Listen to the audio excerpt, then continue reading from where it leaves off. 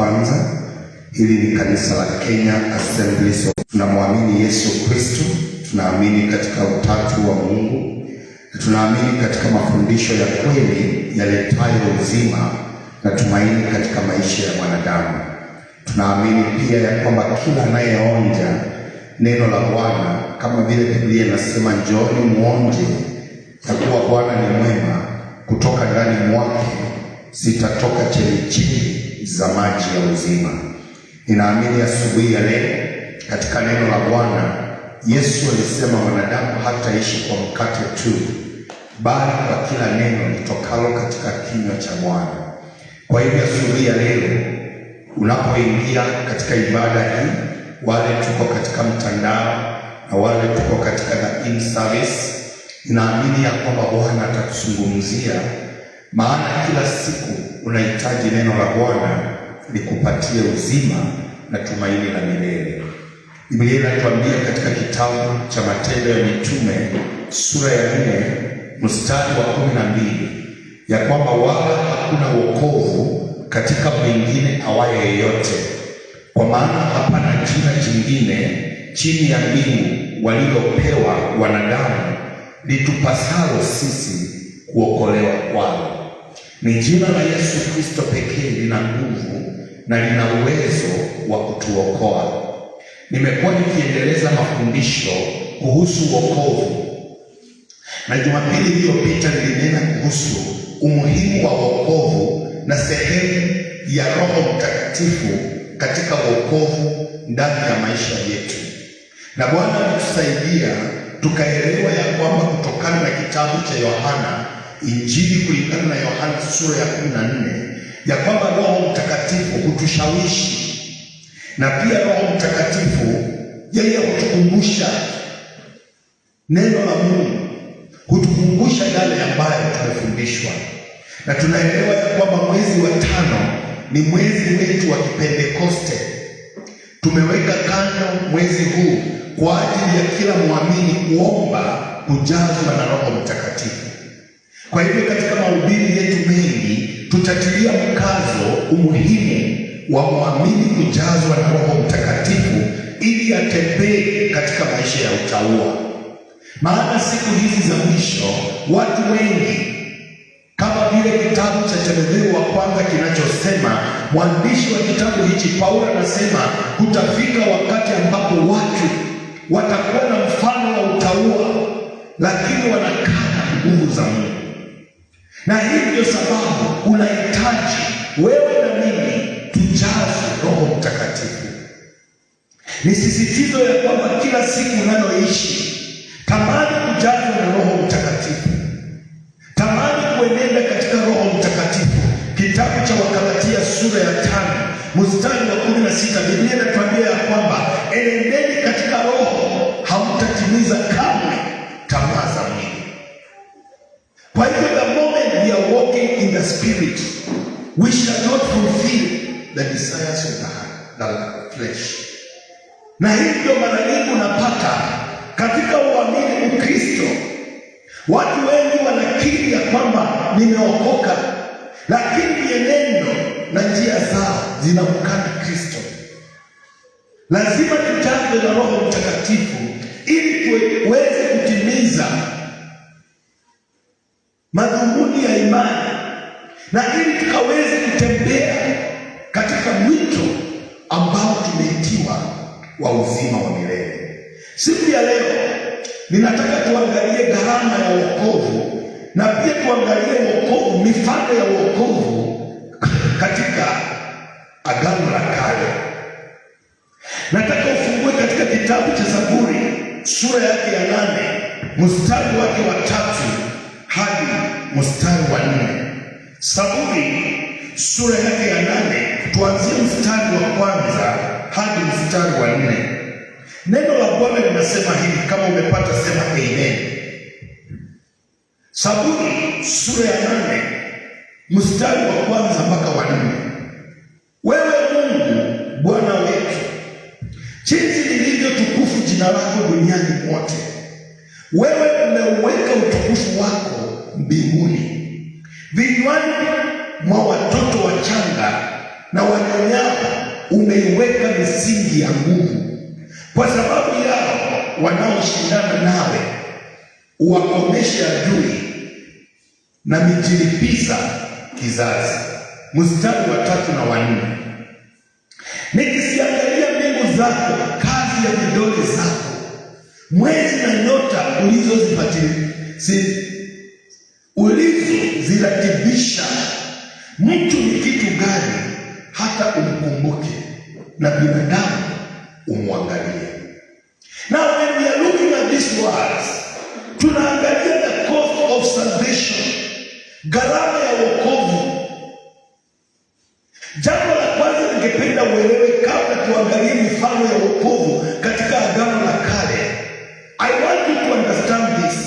According to David and Moses, creation was affected by God's hand. Kulingana na Musa, kulingana na Daudi, uumbaji ulifanyika kwa mikono ya Mungu. Na kwa vidole zake, through his fingers, he molded the world. Na ukiangalia pia Biblia inasema ya kwamba kwa neno lake, by his spoken word,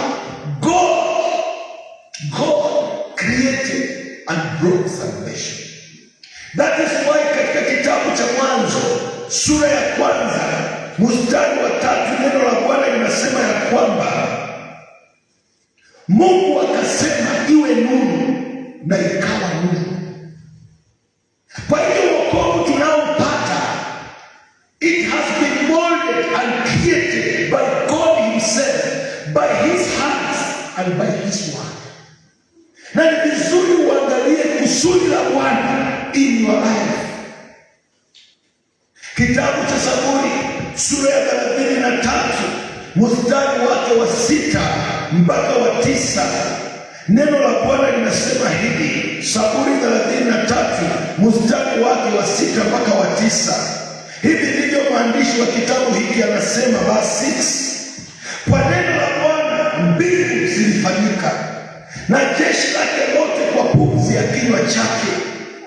Hukusanya maji ya bahari chungu chungu, hukiweka vilindi katika gara. Verse 8: nchi yote na imwogope Bwana, wote wakao duniani na wamche. Verse 9: maana yeye alisema ikawa, na yeye aliamuru ikasimama. Na hii ndiyo imani tuliyo nayo tuliyookoka. Kama vile kwa neno lake alisema ikawa, na yeye aliamuru ikasimama, hivyo ndivyo hata leo tukimwamini Bwana kwa kuwezeshwa na Roho Mtakatifu, basi neno analoliamuru na neno analolisema kwetu analitimiza. That is the cost of our salvation, that we may believe in his word, that we may believe in his words, that we may believe when he speaks, it is done, it is accomplished. Bwana Yesu asifiwe. Jambo la pili, Isaya na Petro wanasema ya kwamba kwa mkono wake Mungu yeye aliudhibitisha wokovu. According to Isaiah and Peter, salvation was affected by God's arms, and it came through his shedding blood. Wokovu ulifanyika kwa mkono wa Bwana na ulikuja kwa gharama ya kumwaga damu yake. Kitabu cha Isaya sura ya 53 neno la Bwana linasema hivi. Isaiah chapter number 53 verse 1: ni nani aliyesadiki habari tuliyoileta, na mkono wa Bwana umefunuliwa nani?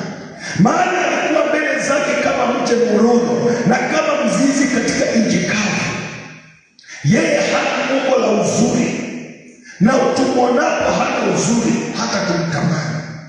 Alidharauliwa na kukataliwa na watu, mtu wa huzuni nyingi, ajuaye sikitiko. Na kama mtu ambaye watu huficha nyuso zao, alidharauliwa wala hakutuhesabu kuwa kitu. Hakika ameyachukua masikitiko yetu,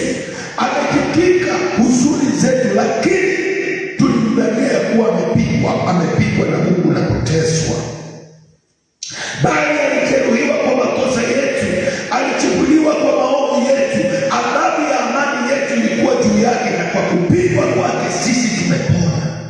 That is the cause of our salvation. Alichukuliwa akamwaga damu yake, na kwa kupigwa kwake sisi tumepona. That is how it has costed God for our salvation. Na katika kitabu cha Ufunuo wa Yohana, in the book of Revelation, jambo la 3, gharama ya wokovu wetu, John records of a new heaven, praising Christ for his work of creation. Katika kitabu cha Ufunuo wa Yohana tunaona Yohana mtume anaandika akimsifu Kristo kwa kazi ambayo ameifanya kwa uumbaji. Kitabu cha Ufunuo wa Yohana sura yake ya 4, ukisoma katika mstari wake wa 11, neno la Bwana linasema hivi, basi 11, tuanzie mstari wake wa 9. Na hao wenye uhai wanapompa yeye aketie juu ya kiti cha enzi utukufu na heshima na shukrani yeye aliye hai hata milele na milele, ndipo hao wazee 24 huanguka mbele zake yeye aketie juu ya kile kiti cha enzi, nao husujudia yeye aliye hai hata milele na milele, nao huzitupa taji zao mbele ya kile kiti cha enzi wakisema, umestahili wewe Bwana wetu na Mungu wetu kupokea utukufu na heshima na uweza, kwa kuwa wewe ndiye uliyeviumba vitu vyote, na kwa sababu ya mapenzi yako vilikuweko na vikaumbwa. So ile John anapoonyeshwa mbingu ilivyo, wazee 24 wanainua sauti wakisema, mtakatifu ni wewe, unastahili heshima, unastahili heshima, tunakupa heshima, utukufu, uweza, kwa sababu wewe ndio uliyeviumba vitu vyote, kwa sababu ya mapenzi yako vilikuweko navyo vikaumbwa. That is how God imemgharimu sisi tuokoke. Kwa hivyo mfano wa wokovu katika kabla hapo, kitabu cha Ufunuo wa Yohana sura ya 5 mstari wa 9, Biblia inasema, nao waimba wimbo mpya wakisema, wastahili wewe kukitwaa hicho kiti, kitabu na kuzifungua mihuri zake, kwa kuwa ulichinjwa ukamnunulia Mungu kwa damu yako watu wa kila kabila na lugha na jamaa na taifa. You have bought us at a price. Bwana ametununua kwa gharama. Hili ndilo wokovu wetu. Tunastahili kupokea, kuushika kwa kutetemeka na kuogopa, kwa sababu yeye Bwana ndiye hukafanya wokovu huu utimie kwetu.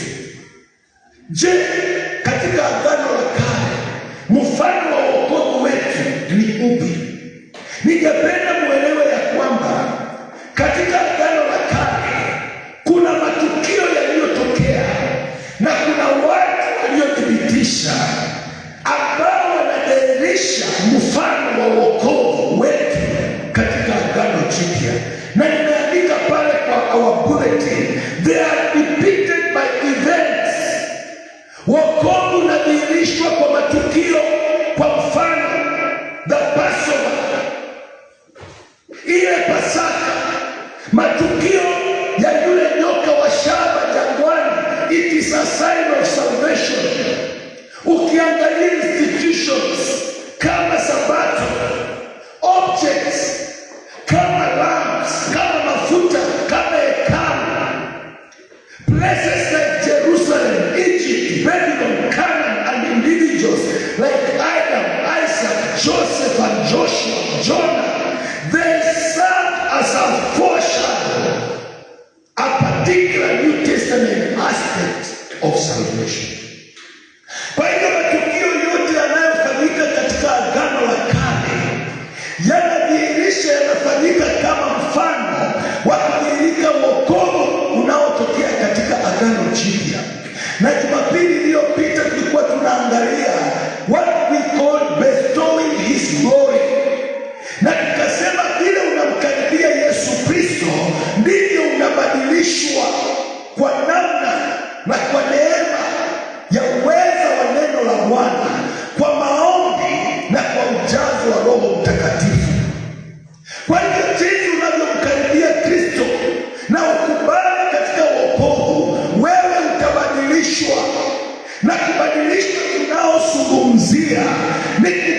ukibadilishwa kwa kugeuzwa nia, sura yako haitabadilika, ngozi yako haitabadilika, lakini tabia na mwenendo utabadilishwa na neno na maombi na ushirika na kujazwa na Roho Mtakatifu. Maana Biblia ilikuwa inatuambia mstari wa 18, kama sisi wote when we bestow him. Naomba tutusome mstari huo, Wakorintho wa pili sura yake ya 3 mstari wa 18. Biblia inasema ya kwamba lakini sisi zote kwa